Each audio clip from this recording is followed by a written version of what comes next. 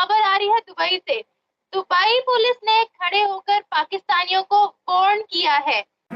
Dubai police का यही message है, खास तौर पे पाकिस्तानी भाई के लिए। लगातार लगातार 3 साल में जो है आप लोग का नाम जो है एक्सीडेंट में 1 नंबर। ये खुशी का बात नहीं है, फाइन में 1 नंबर हैं, जिसकी वजह से यूएई की पुलिस ने पाकिस्तानियों को वार्न किया है कि वो अपनी हरकतों से बाज आ जाएं, वरना उन्हें यूएई से उठाकर बाहर फेंक दिया जाएगा। ये देखें ना, अब ये दुबई पुलिस क्या कह रही है पाकिस्तान के बारे में। वो कह रही है पाकिस्तान के बारे में कि आप लोगों ने एफआईआर कटवाने में नंबर 1 पोजीशन हासिल कर ली है दुनिया में। वो कह रहे हैं नस्वार के इस्तेमाल में आप लोग दुनिया में नंबर 1 हो गए। वो कह रहे हैं एक्सीडेंट्स में पाकिस्तान दुनिया में नंबर 1 पे आ गया। और ये लोग हंस रहे हैं और वो कह रहे हैं ये हंसने की बात नहीं है, ये शर्म आने की बात है। आप लोगों का खून गर्म है, उसको थोड़ा ठंडा। उसकी वजह देखिए ये भी हो सकती है कि हम चूँकि एजुकेशन के तौर पे हम दूसरे कंट्री से कंपैरेटिवली नीचे रहे हैं। इंडिया ने, जब आप पार्टीशन की बात करें तो इंडिया ने अंग्रेज़ों से जो चीज़ सीखी थी वो यही थी कि उन्होंने कहा कि हम अपना एजुकेशनल स्टेटस उनके लेवल पे लेके आए। यही वजह है वहाँ उनके घरों में खाने को ना हो लेकिन वो पीएचडीज़ हैं, लैपटॉप्स हैं, फैसिलिटीज़ हैं। क्यों हैं? क्योंकि उन्होंने अपने आप को अपग्रेड किया। सर, ऐसी मेंटालिटी सिर्फ पाकिस्तानियों की ही नजर आती है। इंडियंस की बात करते हैं तो हमारी नजर में से कोई ऐसा वाक्य नहीं गुजरा कि उन पर कोई हरासमेंट का केस लगा हो या उनको जेलों में बंद किया हो या उनको भिखारियों की सूरत में पकड़ा गया हो। क्यों में अंधेरे हैं, उनकी अपने निज़ाम टूटे हुए हैं, उनका कोई मुआशरा नहीं है। वो औरत को जिस औरत के हिस्से से देखते हैं, उनके निज़ाम में कोई माँ बहन बेटी का कोई हया और तकद्दुस ही नहीं है। या पाकिस्तान की बात करें, मैं तो यूरोप की बात कर रहा हूँ। लेकिन ये सब तो पाकिस्तान में हो रहा है। पाकिस्तान यूरोप को फॉलो कर रहा है, क्योंकि हमारा आइडियल अब यूरोपी तहजीब बन गई ना। हमने यूरोप को फॉलो करना जब से शुरू कर दिया तो हम पाकिस्तान में यही हो रहा है। अब तो वही है ना कि तो बस। जय हिंद दोस्तों, वेलकम टू नव इंडिया न्यूज़। दोस्तों, यूरोप और अमेरिका में लात खाने के बाद में और वहां पर घनघोर बेइज्जती कराने के बाद में अब पाकिस्तान के लोगों को एक और घनघोर बेइज्जती का सामना करना पड़ रहा है। दरअसल दोस्तों, पाकिस्तान का बरादर मुल्क कहलाने वाला यूएई अब पाकिस्तान के खिलाफ खड़ा हो गया है। दरअसल यूएई पुलिस ने पाकिस्तान के लोगों को चेतावनी देते हुए बताया है कि पूरे दुबई में सबसे ज्यादा क्राइम रेट और सबसे ज्यादा ट्रैफिक नियमों को तोड़ने वालों में पाकिस्तानियों का नाम अव्वल है। और अब दुबई पुलिस ने चेतावनी देते हुए उन्हें कहा है कि अगर आने वाले समय में पाकिस्तानी नहीं सुधरे तो उन्हें देश से बाहर निकाल दिया जाएगा।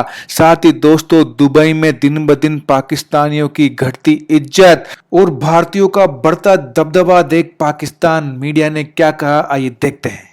कि अच्छे बुरे लोग हर जगह होते हैं। वो कहते हैं ना, गंदुम के साथ घी भी पिस जाता है। तो डेफिनेटली अगर 2 लोग बुरा काम करेंगे तो जाने तो पाकिस्तानी के नाम से जाएंगे। अगर आप या मैं कोई बुरा काम करेंगे तो भाई कहेंगे ना कि पाकिस्तानी लड़की ने किया। ठीक है, तो गंदा कौन हुआ? अल्टीमेटली बात किस पर आई? हमारे मुल्क के ऊपर आई ना।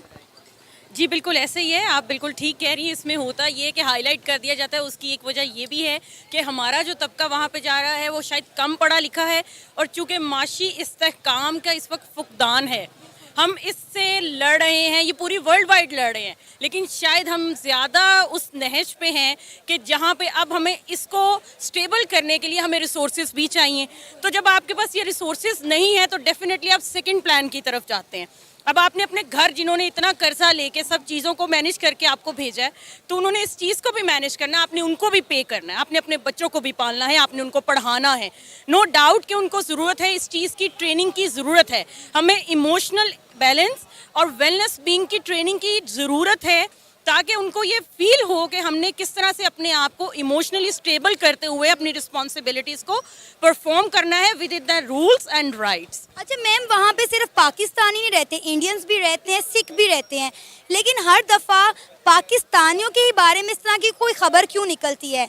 किसी इंडियन के मुताल्लिक ऐसी कोई बात क्यों नहीं आती? हम जहाँ देखते हैं बड़े बड़े ओहदों पे इंडियंस लगे होते हैं, Google, Microsoft, Adobe, Nokia, Twitter, इन तमाम के सीईओ, यानी कि मेरा कहाँ जहाँ पर काम पब्लिश होता है यूट्यूब, इनके सीईओ भी जो है वो इंडियन है। ठीक है, तो अब आप देखें कि वो सारे बड़े ओहदे इंडियंस के पास है, हमारा तबका जो है वो जाके लेबर करने लग जाता है। इवन के बहुत सारे हमारे वेल एजुकेट लोग हैं, मेरे फ्रेंड्स हैं, करीबी दोस्त हैं जो बाहर के मुल्कों में जब इमिग्रेशन करके जाते हैं तो उन्हें उनकी पढ़ाई के मुताबिक नौकरियां नहीं मिलती। वो जाकर क्या करते हैं जी, डिलीवरी बॉय बन जाते हैं, टेबल साफ़ करने लग जाते हैं। मतलब आप ये देखें कि हमारे पाकिस्तान की इमेज और हमारे एजुकेशन का जो लेवल है उसकी वजह से हमारी डिग्री को माना ही नहीं जाता बाहर के मुल्कों में, जिसकी वजह से हमारे पढ़े लिखे तबके को भी जाकर बाहर निचले तबके की नौकरी करनी पड़ती है।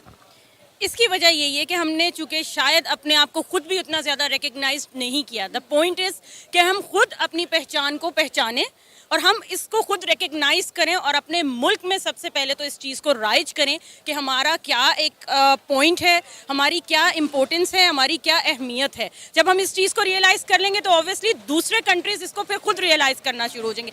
एक बात मैं ज़रूर कहूँगी, हमेशा चैलेंजेस भी उनको ही आते हैं जिनके अंदर काबिलियत होती है। तो मुझे ये लगता है कि ये चैलेंजेस जहाँ पे हमें फेस करने पड़े हैं उसकी शायद वजह भी यही है कि शायद हमारे अंदर काबिलियत है। अब आप इसको भी देखेंगे कि ये जो कैंपेन्स चल रही हैं इंशाल्लाह ये भी रिमूव हो जाएंगी, ये भी इरेडिकेट हो जाएंगी with the passage of time.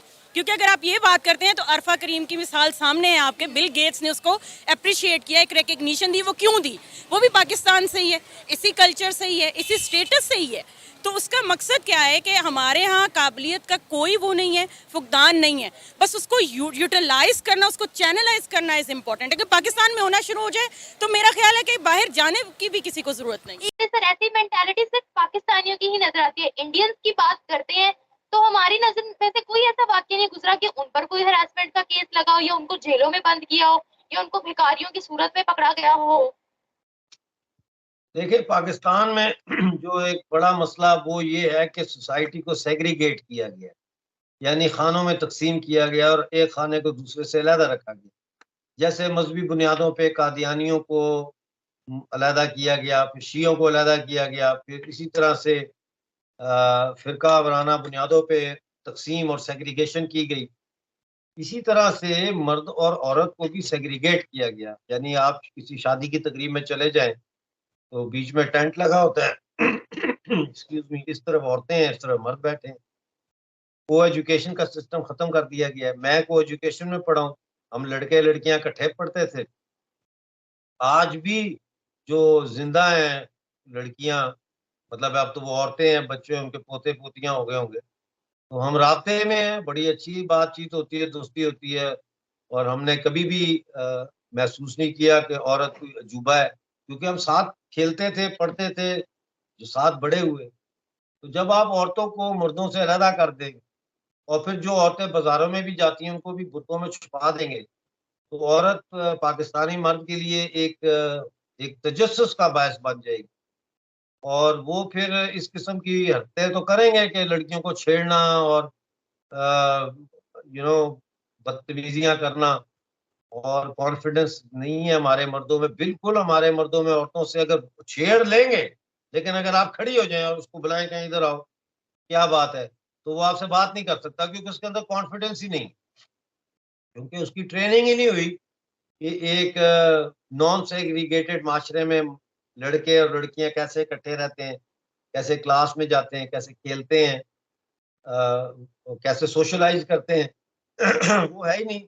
लिहाजा आप डिफेंस में किसी कैफे में चले जाएं या किसी भी पॉश इलाके के कैफे में चले जाएं, तो वहाँ कोने में आपको नजर आएगा एक लड़की और लड़का बैठे खामोशी से बातें कर रहे हैं, कॉफी पड़ी हुई है और बार बार ऐसे देख रहे हैं कि को आना जाए, को आना जाए। मतलब है आपने तबाह बर्बाद कर दिया ना। एक जमाना था बाग जिना लाहौर में, लड़के लड़कियां इकट्ठे फिरते होते थे, टहल रहे होते थे, कोई मसला नहीं था।